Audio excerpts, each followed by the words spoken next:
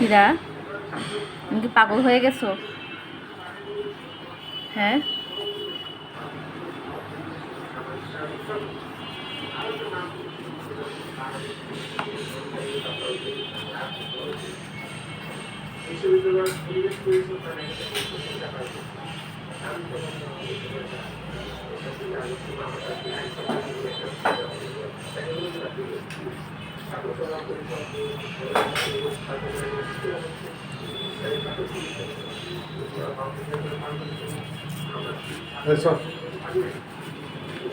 কি করে ও?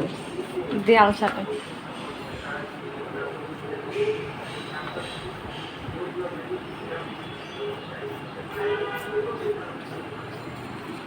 ও দেয়াল ছাড়তে কি করছে এখানে? পরিষ্কার করে দিল।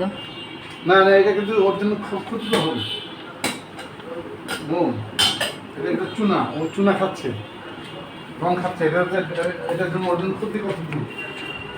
আই হীরা, ভিতরে আসো, যাও।